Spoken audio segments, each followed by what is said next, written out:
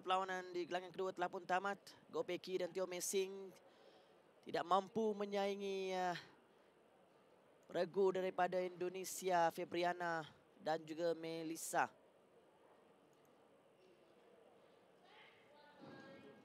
Di harapan kita, Justin Ho mampu memberikan perkabaran yang baik.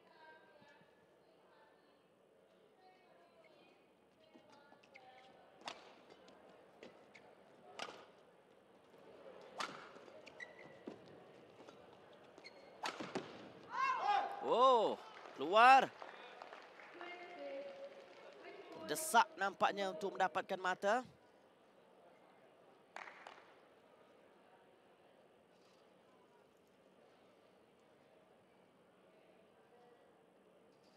Match point untuk Justin. Masuk.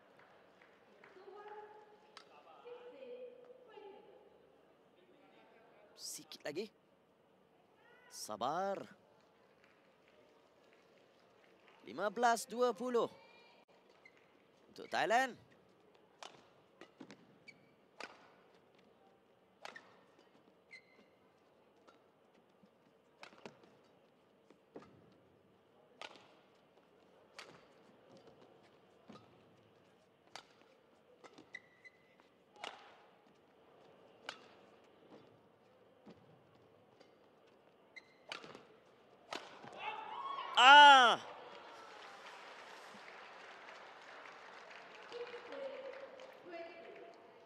Nyaris saja tadi.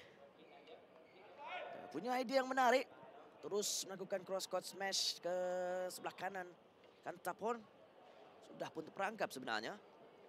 Namun sedikit saja keluar garisan. Justin Ho. Hanya satu saja lagi.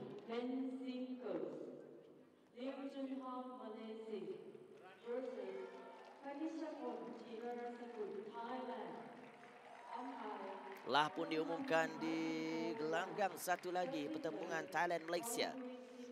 Man Wei Chong dan Kai Wun Ti sudah pun melangkah masuk ke gelanggang.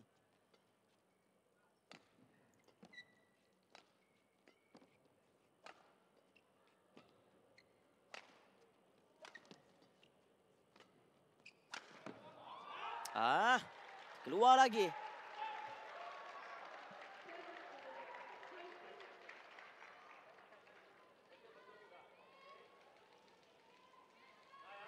(17-20) cuba mengintai ruang nampaknya Kantapon untuk cuba mengheret ke set penentuan. Smash. Baik dan kandas. Kemenangan buat Justin Ho. Straight set